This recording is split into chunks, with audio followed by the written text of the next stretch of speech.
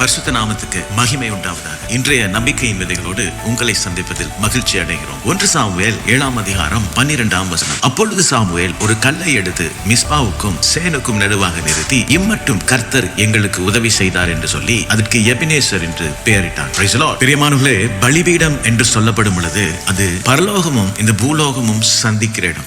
வேதத்தின் அடிப்படையில் நாங்கள் பார்ப்போமானால் பலிபீடம் என்று சொல்லப்படும் பொழுது அது வெறும் கல்லோ மரமோ அல்லது கட்டிடமோ அல்ல, அது தேவனும் மனுஷனும் சந்திக்கிற ஒரு ஸ்தானம். அநேக நேரத்தில் வேதத்திலே தேவன் வந்து இறங்கின இடமாக இருக்கிறது, உடன்படிக்கைகள் செய்யப்பட்ட இடமாக இருக்கிறது, தேவனுடைய மகிமை வெளிப்பட்ட இடமாக இருக்கிறது. இன்று நாங்கள் பலிபீடங்கள் என்று சொல்லப்படும் பொழுது நம்முடைய ஜெப வாழ்க்கை ஒரு பலிபீடம், ஆராதனை ஒரு பலிபீடம், நம்முடைய உபவாசம் ஒரு பலிபீடம், நம்முடைய அர்ப்பணிப்பு ஒரு பலிபீடம். பிரியமானவர்களே, சாமுவேல் எபினேசர் இதுவரை கர்த்தர் எனக்கு உதவி செய்தார் என்று சொல்லி சொன்ன இடத்தை போல நம்முடைய வாழ்க்கையிலும் தேவன் விடுதலைகளை கட்டளையிட்ட இடங்கள், தேவன் நம்மோடு பேசிய தருணங்கள், கண்ணீர் மாறி நம்முடைய வாழ்க்கையிலே மகிழ்ச்சி உட்பிரவேசித்த நாட்கள், இவை அனைத்துமே நம்முடைய வாழ்க்கையிலே ஆவிக்குரிய ஒரு பலிபீடமாக பார்க்கப்படுகிறது. பிரியமானவர்களே, இன்றும் தேவன் நம்மோடு பேச விரும்புகிறார். ஒவ்வொரு வீடுகளும் ஒரு ஜெப வீடாக மாற, அந்த இடங்களிலே ஆராதனை பெருக்கெடுக்கட்டும், உபவாசமும் அர்ப்பணிப்பும் நம்முடைய வாழ்க்கைகளை இன்று உருவேற்ற கர்த்தர் தாமே இந்த வசனங்களோடு உங்களை ஆசீர்வதித்திருப்பார் என்று நான் விசுவாசிக்கிறேன். தொடர்ந்தும் பைபிள் மரத்தின் வேத தியான பகுதிகளோடு இணைத்து கர்த்தருடைய ஆசீர்வாதத்தை பெற்றுக் கொள்ளுங்கள். God bless you.